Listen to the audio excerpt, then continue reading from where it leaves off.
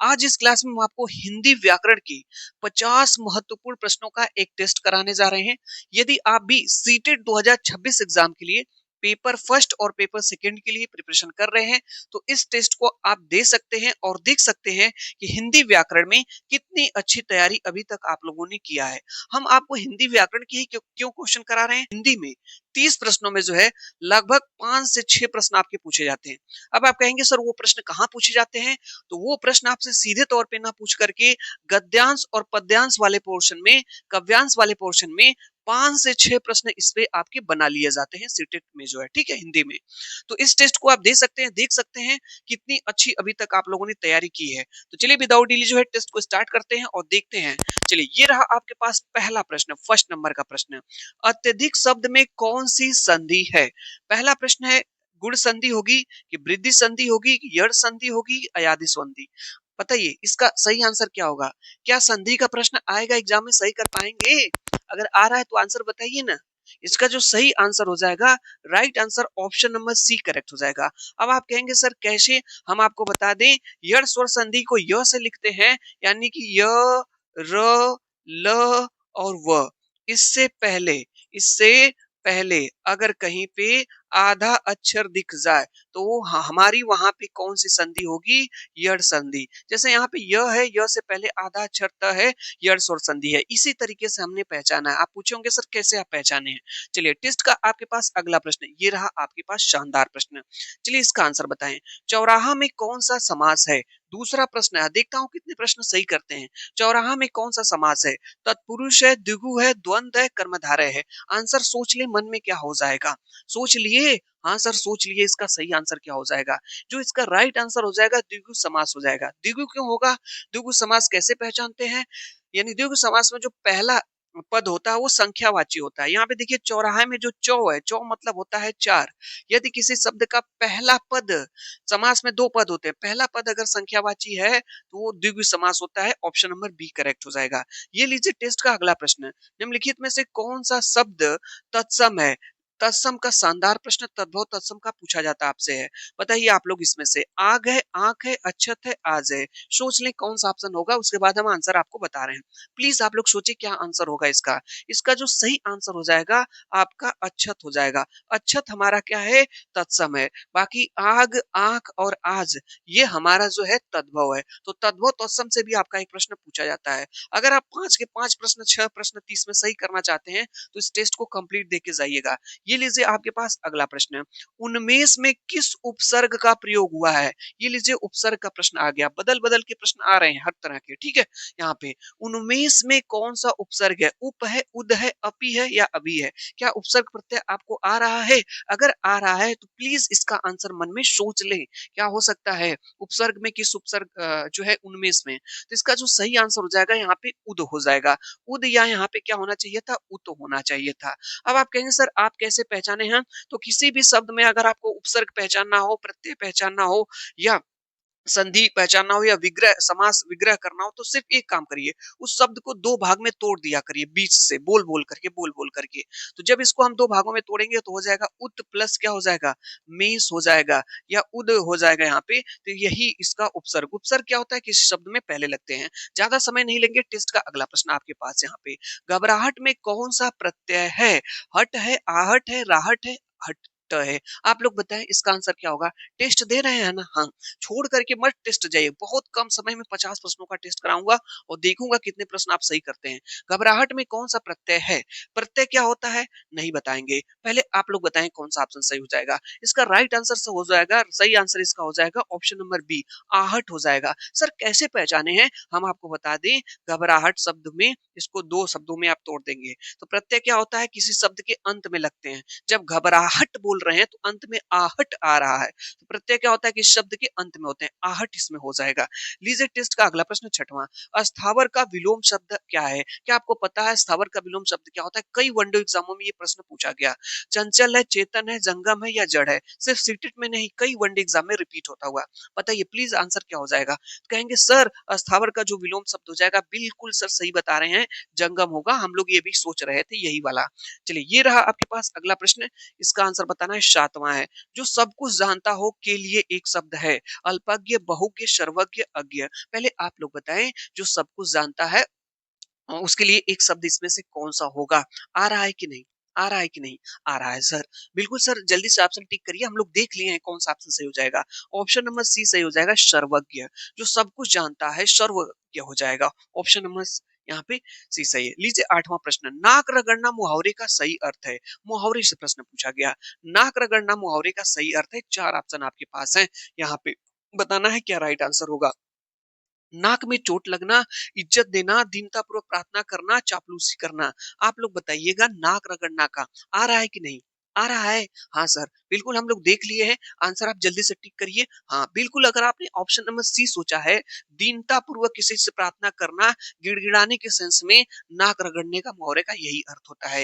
ये लीजिए आपके पास अगला प्रश्न, लंबोदर शब्द में कौन-सा समास है? यहाँ पे बहुव्रीहि है, कर्मधारय है, तत्पुरुष है, द्वंद्व है। आप लोग सोचे क्या आंसर हो सकता है? सोच लिए कौन सा ऑप्शन सही होगा इसका? लंबोदर शब्द में कौन सा समास है? सही आंसर इसका ऑप्शन नंबर ए हो जाएगा, बहुव्रीहि समास। बहुव्रीहि समास क्या होता है? जो किसी भी शब्द, कोई भी शब्द अगर देवी देवता के पर्यायवाची होते हैं, ठीक है, तो वो आपके जो है बहुव्रीहि समास में आते हैं। तो इसका सही आंसर आपका बहुव्रीहि हो जाएगा। ये लीजिए अगला प्रश्न 10 नंबर का, शुद्ध वर्तनी का चयन कीजिए। वेरी इंपॉर्टेंट, बहुत ही ज्यादा इंपॉर्टेंट है। वर्तनी का प्रश्न कई एग्जामों में पूछा गया है, हिंदी के पेपर में। यहाँ पे बताइए कवित्री कैसे सही लिखा गया है? यहाँ पे कवित्री ये वाला सही है, ये वाला सही है, ये वाला सही है, या ये वाला सही है? आप लोग सोच ले मन में, दिख रहा है ना? हाँ सर दिख रहा है। बताइए कौन सा सही है? बताइए आप लोग। हाँ सर बिल्कुल दिख गया हम लोगों को। इसका जो सही आंसर हो जाएगा ना सर, कौन सा हो जाएगा भाई? हम कंफ्यूज नहीं, बी वाला बिल्कुल सही है। यह पे छोटी ई और तर पे बड़ी ई, यही वाला सही है। यहाँ पे ध्यान दीजिएगा आप लोग, ठीक है। नेक्स्ट क्वेश्चन पे चलते हैं। अगला प्रश्न, पेड़ से फल गिरा, वाक्य में कौन सा कारक है? यहाँ पे प्रश्न पूछा गया कारक से। पेड़ से फल गिरा, वाक्य में कौन सा कारक है? करण है, अपादान है, संप्रदान है, कर्म है। आप लोग बताएं कौन सा कारक है? बिल्कुल सर हम लोग देख लिए ऑप्शन, जल्दी से आप टिक करिए। हम लोग ऑप्शन हमको पता चल गया है। इसका जो सही आंसर हो जाएगा, right answer option number B हो जाएगा। पेड़ से फल गिरा, यानी पेड़ से जो फल है ये अलग हो रहा है। से क्या बता रहा है? अलगाव बता रहा है। तो कर्ता ने कर्म को करण से संप्रदान के लिए अपादान से, अपादान में भी क्या आता है? से। और ये जब बताता है अलगाव को, तब हमारा होता है वहां पे अपादान कारक। तो यहाँ पे पेड़ से फल अलग हुआ, अपादान कारक सही है। आपका प्रश्न सही हुआ कि नहीं? अब तक कितने प्रश्न? 11 प्रश्न का टेस्ट करा लिए। चलिए अगला प्रश्न, बहुत कम समय में 50 प्रश्नों का टेस्ट देना है, सीमित समय में। लीजिए, पवन का पर्यायवाची शब्द नहीं है। लीजिए पर्यायवाची से शब्द पूछा गया, पवन का पर्यायवाची शब्द नहीं है। समीर, मारुत, अनल, अनिल। आप लोग बताएं पवन का पर्यायवाची शब्द इसमें से कौन सा नहीं है? पूछा गया है। कहेंगे सर, सर ये वाला नहीं होगा। अनल सर ना, ये आग का पर्यायवाची होता है। किसका होता है? आग का। आग, अनल, पावक, दव, धूम्रकेतु, जातदेव, वैश्वानर, ये सब किसके हैं? आग के होते हैं। तो सही आंसर ये हो जाएगा सी वाला। ये लीजिए टेस्ट का 13 नंबर का प्रश्न, जल्दी से बताएं आप लोग क्या हो जाएगा। निरोग में कौन सी संधि है? लीजिए एक और संधि का प्रश्न आपके पास है। स्वर है, व्यंजन है, विसर्ग है, या कोई नहीं? आ रहा है कि नहीं? आ रहा है कि नहीं? निरोग में कौन सी संधि है? आ रहा है सर। इसका विच्छेद करेंगे तो इसका विच्छेद हो जाएगा निह प्लस रोग। क्या हो जाएगा? निह प्लस रोग। ये सर क्या है? ये विसर्ग है, ये विसर्ग है। इसका मतलब इसमें विसर्ग संधि, ऑप्शन नंबर सी सही है। अगर आप लोग ऑप्शन नंबर सी सोच रहे थे विसर्ग संधि होगी शब्द में, तो बिल्कुल सही सोच रहे थे। आपका प्रश्न सही है। टेस्ट का अगला प्रश्न ये, अन्वय का सही संधि विच्छेद है। आप लोग बताएं अन्वय का सही संधि विच्छेद क्या हो जाएगा? अनु प्लस अ, अन प्लस अ, अनु प्लस आय, अनु प्लस अ। आप लोग सोच लिए होंगे इसका राइट आंसर क्या हो जाएगा। हाँ सर बिल्कुल सोच लिए हैं। आप बताइए कौन सा सही इसमें से है? बता रहा हूँ, बिल्कुल परेशान नहीं होना है। अन्वय का हम भी देख ले कौन सा सही है भाई इसमें। हाँ यहाँ पे हो जाएगा अनु प्लस अ हो जाएगा। अनु प्लस क्या हो जाएगा? अ हो जाएगा। इसमें आपकी कौन सी संधि हो जाएगी? यड़ संधि हो जाएगी, यड़ स्वर संधि। आप कहेंगे सर कैसे? कैसे सर यड़ स्वर संधि? अभी हमने बताया है, यदि कोई शब्द में य बीच में य र ल व आ जाए, यड़ स्वर संधि कहती है कि मैं, मेरे में जो है य र ल व आएगा, उससे पहले आधा अक्षर आएगा। यहाँ देखिए व से पहले क्या आया है? आधा अक्षर आया है कि नहीं आया है? इसका मतलब इसमें यड़ स्वर संधि हो जाएगी। ये लीजिए आपके पास अगला प्रश्न है, बुढ़ापा शब्द में कौन सी संज्ञा है? संज्ञा का प्रश्न है, बता पाएंगे? बताएंगे कौन सा ऑप्शन सही है? जातिवाचक संज्ञा, व्यक्तिवाचक संज्ञा, भाववाचक संज्ञा या द्रव्यवाचक संज्ञा? आप लोग बताएं, बुढ़ापा में कौन सी संज्ञा है? चुपके से आंसर बताइए इसका। सर बता नहीं पाएंगे, सोच लिए हैं, आप जल्दी से टिक करिए। Right answer option number C, भाववाचक संज्ञा, यानी बुढ़ापा शब्द में भाववाचक संज्ञा है। चलिए ये रहा टेस्ट का अगला प्रश्न आपके पास। अनुराग का विलोम शब्द क्या है? 15 प्रश्न टेस्ट के हो गए, 16वां चल रहा है। टेस्ट पूरा दे करके जाना है, ये नहीं कि बीच में छोड़ करके चले गए। मैं देखूंगा कितने प्रश्न सही करते हैं। अनुराग का विलोम शब्द क्या है? विराग है, वियोग है, प्रेम है, द्वेष है? जल्दी से आप बताएं क्या आंसर हो जाएगा। मन में सोच लें, मन में तो सोच ही सकते हैं ना, इसमें से कौन सा होगा? हाँ सर सोच लिए। अनुराग का सर हम लोग सोचे हैं विराग, हम भी सोचे हैं, बिल्कुल विराग सही है। अनुराग का विलोम शब्द क्या हो जाएगा? विराग। ये लीजिए टेस्ट का अगला प्रश्न। दिगंबर में कौन सी संधि है? दिगंबर में कौन सी संधि है पूछा गया। स्वर है, व्यंजन है, विसर्ग है, यड़ है? पता है संधि पढ़े हैं? संधि पढ़े होंगे तो आंसर दे देंगे, नहीं पढ़ेंगे तो भी आंसर दीजिए, नहीं पढ़ेंगे तो भी दीजिए ना, क्या दिक्कत है भाई? यहाँ पे दिगंबर में कौन सी संधि है बताइए। आप लोग सोच लिए? हाँ सोच लिए। मैं कह रहा हूँ इसमें व्यंजन संधि है। अभी बता रहे थे क्या व्यंजन संधि? हाँ हम लोग भी सर सोचे थे व्यंजन संधि होगा। इसका जो विच्छेद हो जाएगा दिक प्लस अंबर हो जाएगा, दिक प्लस अंबर हो जाएगा, ये वाला विच्छेद हो जाएगा। ठीक है, नेक्स्ट क्वेश्चन आगे चलते हैं। प्रत्येक शब्द में उपसर्ग बहुत ज्यादा इंपॉर्टेंट, कई बार एग्जाम में इस तरह का उपसर्ग प्रत्यय पूछा जाता है। इसको मैं बता दे रहा हूँ, कभी नहीं गलत होगा। पहले आप लोग बताइए, मैं नहीं बताऊंगा, पहले आप लोग बताइए। प्रत्येक शब्द में उपसर्ग है, प्र है, प्रति है, प्रय है, एक है। क्या आपके मन में विचार आ रहा है कि सर ए होगा? तो बिल्कुल सही है, ए वाला होगा। ना ना ना, गलत है। इसका सही आंसर बी वाला होगा, प्रति होगा। ठीक है, ऐसे कैसे? देखिए आपका, मैं आपको ये बता दूं, यहाँ पे क्या आया? य आया। य से पहले क्या आया? आधा अक्षर आया। इसमें कौन सी संधि हो जाएगी? यड़ स्वर संधि हो जाएगी। तो जब य से पहले आधा अक्षर आता है तो इस वाले पे जो है छोटी ई की मात्रा लगा देते हैं। कौन सी मात्रा लगाते हैं? छोटी ई की। तो यहाँ पे प्र लिखेंगे, यहाँ पे त लिखेंगे, और त पे कौन सी मात्रा लगाएंगे? छोटी ई की। प्रति हो गया। यहाँ पे फिर य पे देखिए किस चीज की यहाँ पे मात्रा है? एक की। तो प्रतिधन एक हो जाएगा। इसी तरीके से आपसे पूछा जाता है अत्याचार का। क्या पूछा जाता है? अत्याचार का। आप कहेंगे सर रुकिए रुकिए सर हम लोग बताएंगे। नहीं नहीं, मैं बता देता हूँ, आप लोग रुक जाइए। यहाँ पे अ है। सर आप बताते हैं ना कि त को जो है ना, त यहाँ पे यदि य से पहले जो आधा अक्षर होता है उसपे छोटी की मात्रा, तो त पे हम छोटी की मात्रा लगा लेंगे, अति हो जाएगा।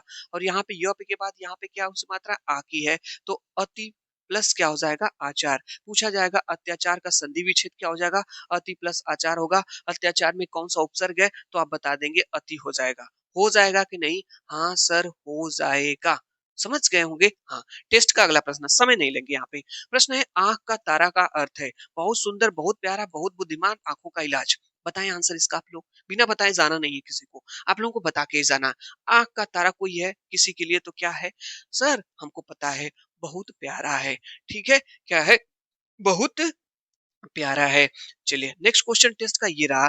शाखा मृग शब्द किसका पर्यायवाची है? हालत खराब हो गई देख के शब्द को, नहीं पता है सर? पहले आप देखिए ना कौन सा ऑप्शन सही है। हिरण है, वानर है, तोता है, भूरा।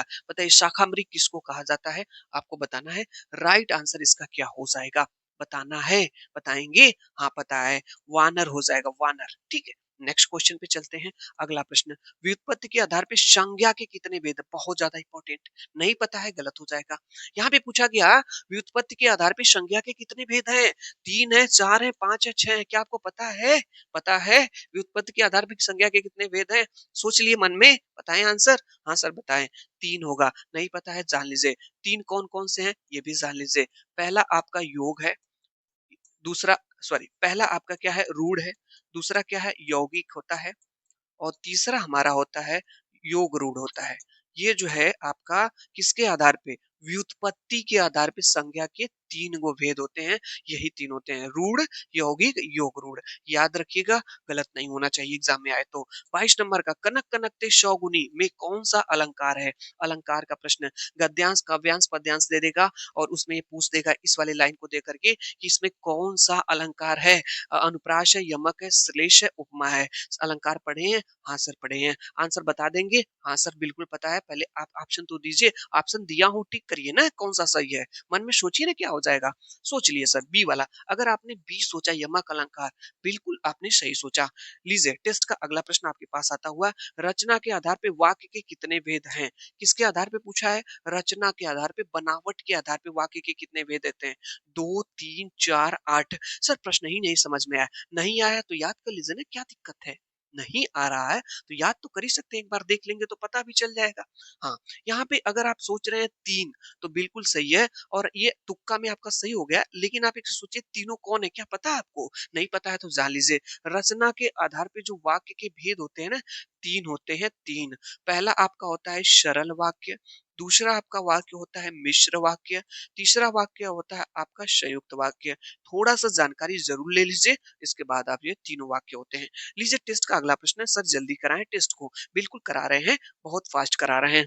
अभिज्ञ का विलोम शब्द है अज्ञ, अनभिज्ञ, प्रज्ञ, चतुर। आप लोग बताएं अभिज्ञ का विलोम शब्द क्या हो जाएगा? पता है? जल्दी से सर आंसर टिक करिए, आगे बढ़िए ना, टेस्ट का अगला प्रश्न लाइए। ला रहा हूँ, बिल्कुल परेशान मत होइए। अभिज्ञ का जो विलोम शब्द है अनभिज्ञ हो जाएगा। लीजिए आपके पास अगला प्रश्न 26 नंबर का, महोत्सव का सही संधि विच्छेद क्या हो जाएगा?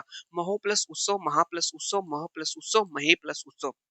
मैंने कहा ना, संधि का, समास का, उपसर्ग का, प्रत्यय का कोई भी प्रश्न है, 2 शब्दों में उसको तोड़िए, बीच में प्लस लगाइए, 2 शब्द अलग करिए, दोनों आपके सार्थक शब्द होने चाहिए जो मीनिंगफुल हो। महोत्सव को मैं 2-3 बार मन में बोल रहा हूँ, महोत्सव, महोत्सव, महोत्सव, महोत्सव। आ गया सर, आ गया, बिल्कुल सही आंसर महा प्लस उत्सव। महा प्लस उत्सव, ये वाला ऑप्शन आपका सही हो जाएगा। हो जाएगा? हाँ, हो जाएगा। नेक्स्ट क्वेश्चन आपके पास 25 नंबर का, वह घर पहुँच गया, इस वाक्य में पहुँच गया किस प्रकार की क्रिया है? वह घर पहुंच गया, इसमें जो पहुंच गया इस वाक्य में कौन सी क्रिया है? प्रेरणार्थक है, द्विकर्मक है, संयुक्त क्रिया है, पूर्वकालिक क्रिया है? क्रिया से प्रश्न पूछा गया, बता सकते हैं? आ रहा है? हाँ सर आ रहा है। नहीं आ रहा है कोई बात नहीं। इसका जो सही आंसर हो जाएगा संयुक्त क्रिया। संयुक्त क्रिया क्या होती है? संयुक्त क्रिया में जब 2 या 2 से अधिक क्रिया एक साथ रहती है तो उसको संयुक्त क्रिया कहा जाता है। जैसे वह घर पहुँच गया, तो पहुँचना एगो क्रिया और गया 2 गो क्रिया। 2 गो क्रिया हो गई ना, तो जहाँ पे 2 क्रियाएँ हो जाती हैं, 2 या 2 से अधिक, वहाँ पे हो जाता है संयुक्त क्रिया। समझ में आया? हाँ, तब लीजिए टेस्ट का अगला प्रश्न दीजिए यहाँ पे।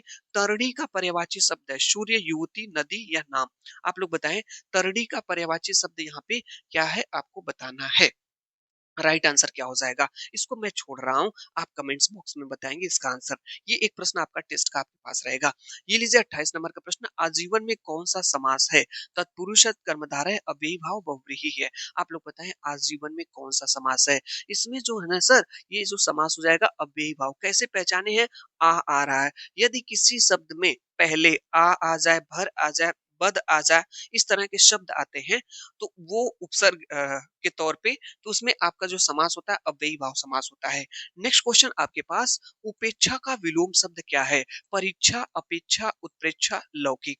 उपेक्षा का विलोम पता है आप लोगों को? हाँ पता है सर। बिल्कुल सर, आंसर हमको दिख रहा है, बस जल्दी से आप टिक कर दीजिए। हाँ टिक कर दे रहा हूँ। अपेक्षा सोच रहे थे क्या, अपेक्षा को आप लोग? तो बिल्कुल सही सोच रहे थे। ये लीजिए टेस्ट का अगला प्रश्न 33 नंबर का, सॉरी 30 का, 30 नंबर का। शुद्ध वाक्य का चयन कीजिए, इसमें से आपको शुद्ध वाक्य बताना है। वह दंड देने योग्य है, वह दंड के योग्य है, वह दंड लेने योग्य है, उसे दंड देना चाहिए। क्या पता है इसमें से कौन सा शुद्ध वाक्य है? हाँ पता है, दिख रहा है सर। ऑप्शन तो ठीक करिए, आप सोच लीजिए कौन सा होगा। राइट आंसर इसका क्या हो जाएगा? Option number, option number, option number, कौन सा भाई? बी वाला। वह दंड के योग्य है, ये सही है, शुद्ध है। नहीं पता है कोई बात नहीं, एक बार सीख लेंगे, पता हो जाएगा।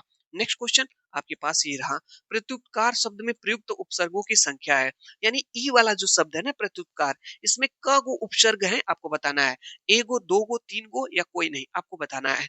तो जब इसका तोड़ेंगे इसको, तो लिखेंगे प्रति प्लस उप प्लस कार प्लस क्या हो जाएगा कार, यानी कि कार से पहले एक उपसर्ग, दो उपसर्ग। कितने उपसर्ग इसमें है? इसमें सर 2 गो उपसर्ग हैं। ऑप्शन नंबर बी करेक्ट हो जाएगा। नेक्स्ट क्वेश्चन पे चलते हैं। ये रहा यहाँ पे, सद्धर्म का सही संधि विच्छेद क्या हो जाएगा? सद्धर्म का आपको बताना है सही संधि विच्छेद क्या हो जाएगा। सद प्लस धर्म, सत प्लस धर्म, सद प्लस धर्म, शह प्लस धर्म। पता है? हाँ पता है, बिल्कुल। कौन सा हो जाएगा? ऑप्शन नंबर बी करेक्ट हो जाएगा, सत्य प्लस धर्म हो जाएगा। क्या हो जाएगा? सत्य प्लस धर्म हो जाएगा, ये ऑप्शन आपका सही हो जाएगा। टेस्ट का अगला प्रश्न ये रहा, प्रत्यय के संदर्भ में कौन सा कथन असत्य है, कौन सा कथन इसमें से गलत है, आपको बताना है। पढ़ ले? हाँ सर पहले पढ़िए तब हम लोग ऑप्शंस को देखते हैं। प्रत्यय शब्द के अंत में जुड़ते हैं, क्या प्रत्यय शब्द के अंत में जुड़ते हैं? ऐसी बात है। दूसरा, प्रत्यय का अपना स्वतंत्र अर्थ नहीं होता है। तीसरा है, प्रत्यय शब्द के अर्थ में परिवर्तन कर देते हैं। और चौथा, हिंदी में प्रत्यय दो प्रकार के होते हैं, कृत और तद्धित। आप लोग बताएंगे कौन सा ऑप्शन इसमें से असत्य है, गलत है। सोच ले पहले आप लोग आंसर, इसके बाद हम बताएंगे। सोच लिए? हाँ सोच लिए सर। ऑप्शन नंबर सी, अगर ये सोच रहे हैं तो सही है। पहली बात है कि प्रत्यय शब्द के अंत में जुड़ते हैं, सही बात है। जो प्रत्यय होते हैं शब्द के अंत में जुड़ते हैं और उपसर्ग शब्द के पहले। ये तो बात क्लियर है, ये बात सही है। सही कह रहे हो भाई आप। प्रत्यय का अपना स्वतंत्र अर्थ नहीं होता है, यानी जो प्रत्यय होते हैं ये शब्दांश होते हैं, शब्द के टुकड़े होते हैं, इनका कोई स्पेशल अर्थ नहीं होता है। ये भी बात सही है, ये भी बी वाले भी भाई आप सही हो। डी वाला कह रहा है हिंदी में प्रत्यय दो प्रकार के होते हैं, नई जानकारी मिली, नोट कर लीजिए। हिंदी में जो प्रत्यय है दो प्रकार के, एक हमारे पास कृत प्रत्यय होता है और एक आपका तद्धित प्रत्यय होता है।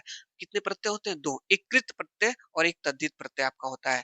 और ये सर ये क्यों गलत है, थोड़ा सा बता दें। प्रत्यय शब्द के अर्थ में परिवर्तन कर देते हैं, ये बात सत्य है कि प्रत्यय किसी शब्द के पहले लगते हैं और पहले लग करके उस शब्द में पूरा परिवर्तन नहीं करते हैं, थोड़ा बहुत परिवर्तन कर देते हैं। ऐसा नहीं कि उस शब्द से उसका मीनिंग खत्म हो जाता है, वो जो मूल शब्द होता है उसमें उसका मीनिंग रहता है, ऐसा नहीं है।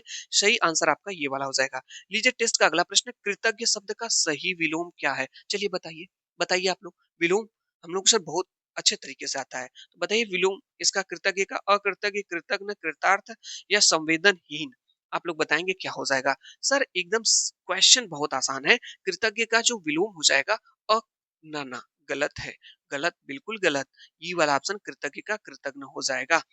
नेक्स्ट क्वेश्चन पे चलता हूं। अगला प्रश्न यहाँ पे है, निम्नलिखित में से योग रूढ़ शब्द का चयन कीजिए। ऐसा शब्द जो योग रूढ़ है, ठीक है। शब्द हमने बताया आपको तीन, वहां पे बताया था। कौन कौन सा बताया, याद है कि नहीं? भूल गए? अभी बताया था हमने आपको। कौन कौन सा? रूढ़, यौगिक, योग रूढ़। यहाँ पे जो है विद्यालय पंकज दूध वाला पीला, तो सही आंसर आपका हो जाएगा पंकज। क्या हो जाएगा? पंकज हो जाएगा। ये आपका तो जो किसी देवी देवता ऐसे पर्यायवाची शब्द हो या कोई थर्ड वर्ड आता है, मतलब इसमें जो है तो इसको योग रूढ़ कहा जाता है। बी वाला ऑप्शन आपका हो जाएगा। 36 नंबर का प्रश्न है, अन्वय शब्द में कौन सी संधि निहित है? यड़ संधि, गुण संधि, अयादि संधि, दीर्घ संधि। बहुत आसान है, प्रश्न रिपीट हो गया हमको लग रहा है यहाँ पे। वह है सर, हमने कहा यड़ संधि कहती है कि य से मैं स्टार्ट होंगी, मेरे परिवार में, फैमिली में य र ल व होगा, उससे पहले आधा अक्षर है, तो यहाँ पे व से पहले आधा अक्षर, यड़ स्वर संधि कहाँ है? यही वाला ऑप्शन आपका सही हो जाएगा। लीजिए टेस्ट का अगला प्रश्न आपके पास है, वह घर से बाहर गया, इस वाक्य में कौन सा कारक है? प्रश्न पूछ लिया, वह घर से बाहर गया, घर में था, बाहर गया, घर से क्या हो गया? अलग हो गया, हुआ कि नहीं? ये से क्या बता रहा है? ये से बता रहा है अलगाव को बता रहा है। तो वह कौन सा कारक है जो अलगाव को बताता है? तो कर्ता ने कर्म को करण से, संप्रदान के लिए अपादान से, अपादान से, यही जो होता है ना ये अलगाव को बताता है। अभी एक एग्जाम्पल आपने देखा कि पेड़ से फल गिरा, अलगाव हुआ था, वहां पे भी अपादान था। ये शी वाला सही हो जाएगा। नेक्स्ट क्वेश्चन आपके पास है, नीलकंठ में समास बताइए यदि इसका विग्रह नीला है कंठ जिसका। यानी आपको विग्रह करके दिया है कि नीला है कंठ जिसका, ये तो विग्रह दे दिया, लेकिन ये पूछ रहा है इसमें कौन सा समास है? कर्मधारय, तत्पुरुष, बहुव्रीहि या द्विगु हो जाएगा। यहाँ पे जो सही आंसर आपका हो जाएगा, right answer option number B हो जाएगा। क्या हो जाएगा? बी हो जाएगा। ठीक है, हाँ बढ़िया है सर, शानदार है। चलिए 39 नंबर, तुलसीदास कविता के रचयिता कौन है? व्याकरण खंड के साहित्य आधारित प्रश्न है, यहाँ पे पूछे गए आपसे। ये जो प्रश्न पूछा गया ना, आपसे पैसेज दे देता उस पे आधारित ये पूछा जाता है। पूछ देगा कि तुलसीदास कविता के रचयिता कौन है, यहाँ पे आपको बताना है। यहाँ पे जयशंकर प्रसाद है, निराला जी, यहाँ पे सुमित्रानंद पंत जी, महादेवी वर्मा जी। यहाँ पे हो जाएगा इसका सही आंसर ऑप्शन नंबर बी हो जाएगा, सूर्यकांत त्रिपाठी, निराला जी। इसके जो है तुलसीदास कविता की रचयिता, ऑप्शन नंबर बी करेक्ट हो जाएगा। नेक्स्ट क्वेश्चन यहाँ पे है, उन्मेष में किस उपसर्ग का प्रयोग हुआ है? उन्मेष में आपका उन है, उद है, उप है, या है। तो हम आपको बता दें यहाँ पे जो बीच वाला होता है इसको त में चेंज करते हैं, ठीक है। तो यहाँ पे हो जाएगा उत या उद, तो यहाँ पे उद दिया है तो ये वाला ऑप्शन आपका सही हो जाएगा, उत रहता तब आपका सही होता है। ठीक है, नेक्स्ट क्वेश्चन, शानदार प्रश्न ये रहा। देखता हूँ ये प्रश्न आ रहा है कि नहीं आप लोगों का। अब तक का सबसे बेस्ट प्रश्न संधि का, इसको जरूर सोचिएगा मन में आप लोग। राकेश का सही संधि विच्छेद क्या होगा? राके प्लस स, राका प्लस ईस, राका प्लस ईस, राक प्लस ईस। आप लोग बताएं क्या हो जाएगा इसका सही आंसर? सही आंसर ऑप्शन नंबर डी सही है। ना ना गलत है, ऑप्शन नंबर बी सही हो जाएगा। राका प्लस ईस होगा, याद रखिएगा। और इसमें आपकी जो संधि हो जाएगी, इसमें आपकी हो जाएगी गुड़ स्वर संधि। कौन सी संधि? गुड़ स्वर संधि हो जाएगी। एक चुरकी वाले जिसमें एक मात्रा हो वो आपके गुड़ स्वर संधि। यहाँ पे देखिए एक चुरकी लगी हुई है। नेक्स्ट क्वेश्चन चलते हैं यहाँ पे। पावक में कौन सी संधि है? यड़ अयादि वृद्धि व्यंजन। आप लोग बता सकते हैं इसमें कौन सी संधि है? हाँ बिल्कुल बता सकते हैं। पावक में देखा जाए तो इसमें अयादि संधि हो जाएगी। ऐसा कैसे पता चला? अयादि संधि की दो पहचान होती है, जिसमें आपके तीन अक्षर होते हैं सामान्यतः, या उसमें अय, आय और आपका अव या आव का भाव आता है। उस शब्द को बोलते समय इसका क्या है? सेंस है। तो जैसे पावक में प व क तीन को अक्षर से सही है। उसके बाद पावक में आव आ रहा है, इसका मतलब अयादि स्वर संधि कहती है मेरे में अय आएगा, अय आय ये सब चीजें आएंगी, तीन गो अक्षर होगा। हाँ सर हो गया। जैसे नयन, नयन में सर एक दो तीन तीन गो अक्षर है और नयन में बोल रहे हैं तो अय आ रहा है, ये हो जाएगा। चलिए नेक्स्ट क्वेश्चन पे चलता हूँ। जिसका अगला प्रश्न, यथाक्रम में कौन सा समास है? अव्ययी भाव समास, तत्पुरुष, द्वंद्व, द्विगु। आप लोग बताएं कौन सा सही हो जाएगा ऑप्शन? बताएं आप लोग, सोचे मन में। सर सही हो जाएगा ऑप्शन नंबर ए। कैसे आप लोग सही किए? सर हम लोग जो यहाँ पे यथा देख लिए हैं, बस बता दिए हैं अव्ययी भाव समास है। यही बात है, हमें भी जानकारी मिल गई कि आपने यथा देख करके बताया है। नेक्स्ट क्वेश्चन पे चलते हैं। अगला प्रश्न है, निम्नलिखित में से कौन सा तत्सम शब्द है? पहचानिए। अचरज, उज्ज्वल, अंधकार, आग। कौन सा इसमें से तत्सम है? दिख रहा है कौन सा तत्सम है? हाँ सर ऑप्शन नंबर सी सही हो जाएगा, अंधकार हो जाएगा। ये लीजिए टेस्ट का अगला प्रश्न है। तीनों स और ह कौन से व्यंजन कहलाते हैं? प्रकंपी, स्पर्श, उष्म, अंतस्थ। पता है आप लोगों को? हाँ पता है। क्या हो जाएगा? सही बताएं आप लोग, तीनों स और ह क्या कहलाते हैं? सही आंसर है उष्म व्यंजन। जब इनको आप मुख से बोलते हैं तो इसमें से उष्मा के रूप में ये बाहर के रूप में निकलते हैं, गर्मी निकलती है यहाँ से। ठीक है। अगला है, जो मापा न जा सके के लिए शब्द है। अपापित है, अपरिमित है, अनुपमेय है, अपरिमेय है। बताइए आंसर क्या हो जाएगा? फटाफट आंसर आपको सोचना है क्या हो सकता है। जो मापा न जा सके इसके लिए जो शब्द हो जाएगा आपका हो जाएगा अपरिमेय। क्या हो जाएगा? अपरिमेय। ये लीजिए टेस्ट का अगला प्रश्न है यहाँ पे। तरड़ी और तरड़ी, तरड़ी में ड़ पे छोटी ई, तरड़ी में ड़ पे बड़ी ई का सही युग्म है। सूर्य नाव, नाव सूर्य, युवती नदी, सूर्य युवती। आप लोग बताएं इन दोनों का क्या अर्थ होता है? और ये बहुत ही बेहतरीन शानदार प्रश्न हिंदी का, कई बार एग्जाम में रिपीट हुआ वन डे। ठीक है, यहाँ पे सीटेट में भी पूछ लेता आपसे है। बेहतरीन प्रश्न बता देता हूँ। ये तरड़ी मीन्स होता है सूर्य, और ये तरड़ी में बड़ी वाले मतलब नाव होता है। ऑप्शन नंबर ए सही हो जाएगा। इस तरड़ी में सूर्य, इस तरड़ी मीन्स होता है नाव। ऑप्शन नंबर ए करेक्ट हो जाएगा। ये लीजिए अलंकार का शाब्दिक अर्थ है। अरे इतना आसान प्रश्न नहीं बता पाएंगे तो क्या बता पाएंगे आप लोग। चलिए, वस्त्र है, वर्णन है, आभूषण है, काव्य है। मन में सोच लें क्या आंसर हो सकता है। आभूषण होता है सर। इतना आसान प्रश्न नहीं बताएंगे तो क्या बताएंगे। टेस्ट का सेकेंड लास्ट प्रश्न और इसके बाद अंतिम प्रश्न आता हुआ आपके पास। यहाँ पे है, रचना के आधार पे वाक्य का भेद नहीं है। अभी मैं नोट कराया था, रचना के आधार पे वाक्य तीन होते हैं। पहले यहाँ पे है सरल वाक्य, दूसरा संयुक्त वाक्य, तीसरा विधानवाचक, और यहाँ पे चौथा यहाँ पे मिश्र वाक्य दिया है। तो यहाँ पे पूछा गया है कौन सा भेद नहीं है रचना के आधार पे। पता है आप लोगों को? हाँ सर ऑप्शन दिख रहा है, ऑप्शन नंबर सी। ये विधानवाचक जो है रचना के आधार पे नहीं, बाकी सरल वाक्य, संयुक्त वाक्य, मिश्र वाक्य जो है रचना के आधार पे वाक्य के भेद होते हैं। ये लीजिए टेस्ट का एकदम अंतिम प्रश्न। उज्जवल की शुद्ध वर्तनी क्या है? बहुत ही ज्यादा इंपॉर्टेंट, बहुत ज्यादा। कुछ ऐसे है ना जो बार बार एग्जाम में पूछे जाते हैं। जैसे उज्जवल हो गया, कवित्री हो गया, आशीर्वाद हो गया, श्रृंगार हो गया, ये हर बार एग्जाम में आते हैं। उज्जवल कैसे लिखा जाता है? नहीं पता तो आज के बाद गलत नहीं होना चाहिए। पहले आप लोग बताएं। सर पहले हटिए तो हट गए भाई। आप पहले ऑप्शन दीजिए हम लोगों को। ऑप्शन आपके पास है यहाँ पे। उज्जवल, उज्जवल, उज्जवल, उज्जवल। देख लीजिए कौन सा सही है। देखिए आप लोग कौन सा ऑप्शन सही है यहाँ पे। हाँ सर बिल्कुल दिख रहा है, ये वाला ऑप्शन सही है। ऐसे अगर कैसे सर पता चला, हम लोग कैसे याद रहेगा? याद रखिएगा, उज्जवल में दो गो आधा ज रहते हैं, दो गो आधा ज रहते हैं। तो क्या यहाँ पे ये शुद्ध ही लिखा था? यहाँ पे तो शुद्ध ही लिख दिया इसने है। यहाँ पे तो शुद्ध खुद लिख करके दिया है, तो शुद्ध वैसे इसको ये देना चाहिए था ऐसे। ठीक है? चलिए तो यहाँ पे आपको याद रखना है कि 2 गो आधा ज होते हैं। देखिए 1 गो आधा ज यहाँ पे, 1 गो आधा ज यहाँ पे आपका है। तो ये वाला ऑप्शन आपका सही हो जाएगा। तो इस तरह से हमने हिंदी व्याकरण की क्लास हमारी फर्स्ट थी, 50 प्रश्नों का सीरीज़ हमने कराया।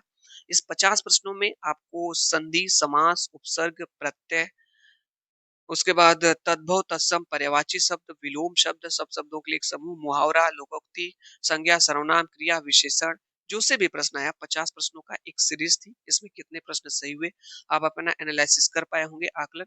इसके बाद आपके पास एक और आपको क्लास मिलेगी पार्ट 2, जिसमें 50 प्रश्न और आने वाले हैं। उस टेस्ट को भी आप दीजिएगा। 100 प्रश्न का टेस्ट दीजिए और देखिए कितने होते हैं। अगर आपने सभी प्रश्न सही लगभग कर ले जा रहे हैं, समझ लिया आपकी तैयारी अच्छी है। व्याकरण में आपके सीटेट में एक भी प्रश्न गलत नहीं होंगे। खुश रहिए, मस्त रहिए, जीवन में आगे बढ़ते रहिए, खूब तरक्की करते रहिए। अगर हमारे चैनल से नहीं जुड़े हैं तो चैनल को सब्सक्राइब करके जुड़ जाइए। क्लास देखने के लिए आप लोगों का बहुत-बहुत धन्यवाद। Thank you so much. Bye bye.